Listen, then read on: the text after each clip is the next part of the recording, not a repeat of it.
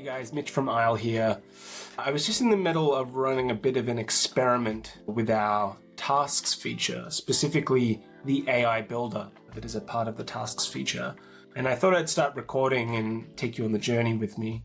I wanted to put together a competitor deep dive research task, something that I can run with the inputs of a company name and a company website and start to create context files that I can use in my other automations to understand the product positioning and marketing and feature set and pricing of other tools out there. And so in one of my projects, I've gone back and forth until I've landed on quite a complex spec that I liked.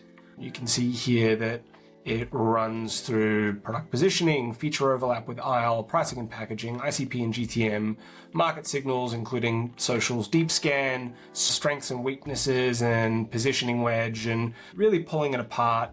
And the output here is a synthesized chat and also writing a context file that I can use elsewhere.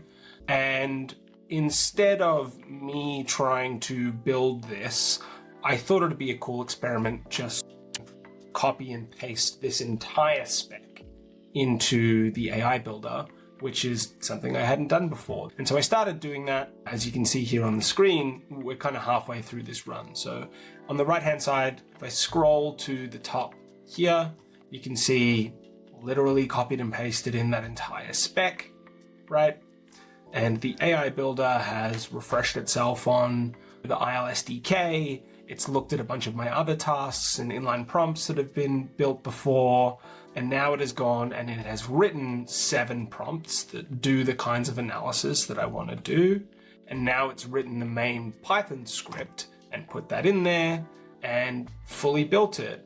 The summary of what it's built, it says it's built a competitive intelligence analyzer complete build, 6-phase pipeline, 7 inline analysis prompts. So pre-flight, it looks context from the competitive intelligence memory folder. Phase 1, it does a scrape.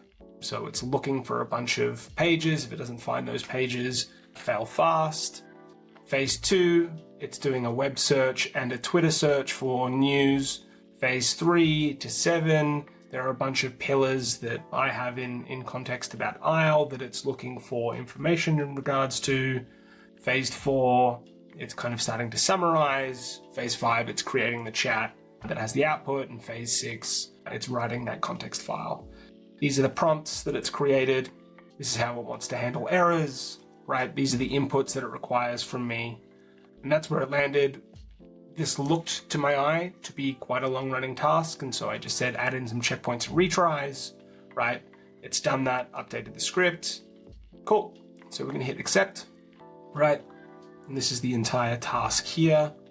I'm going to get out of the AI assistant. Okay, memory folder competitive intelligence is not bound to this task. You can see on the right here, it is pretty proactive in finding errors. Memory folder competitive intelligence is not bound to this task.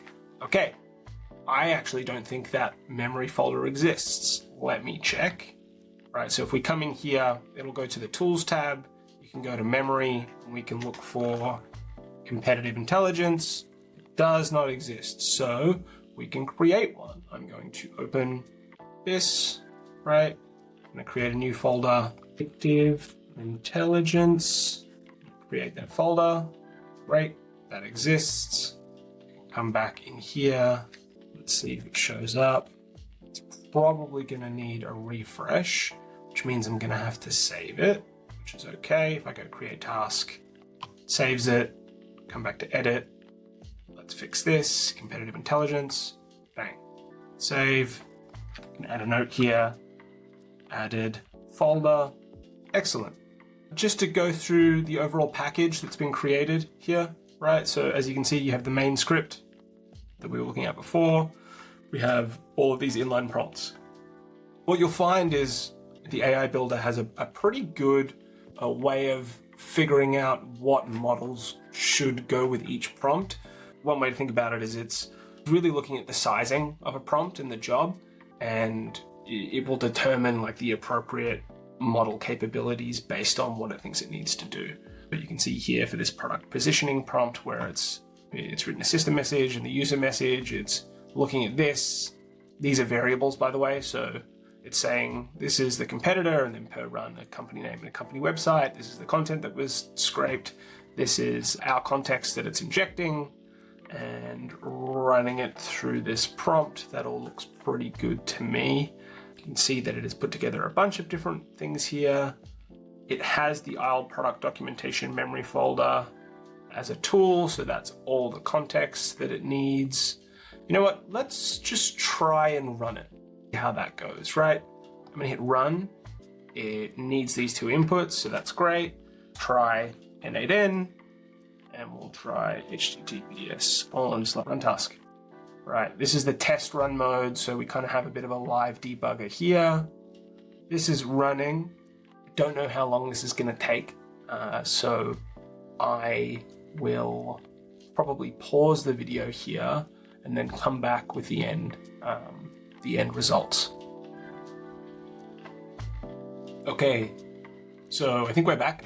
All in all, it took about 8 minutes to run through the entire pipeline for this competitor. Let me see. So it says here down the bottom, it's created a new knowledge base document, competitor N8N. Great. It says that it quoted a chat. So let's start by looking in the inbox. If I open this in a new tab, go to my inbox, because we're in test mode, I don't think it's going to be there.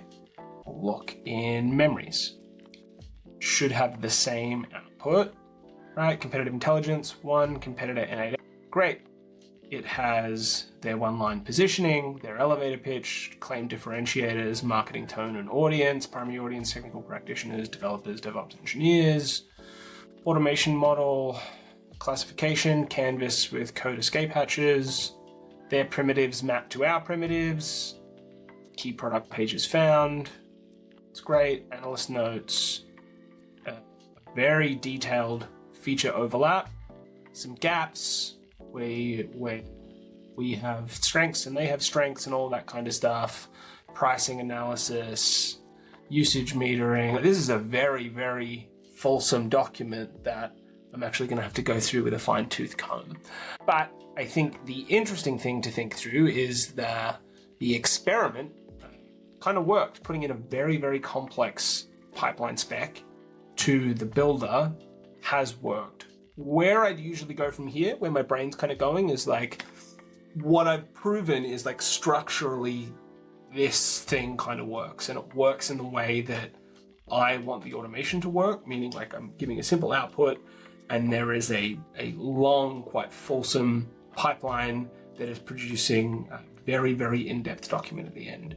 I think my next step would actually be to start manually maybe tuning these prompts. So going through the output document, reading that, noting what I like and what I don't like, and then going through these prompts and tuning them manually, and maybe running again and again and doing some other different outputs.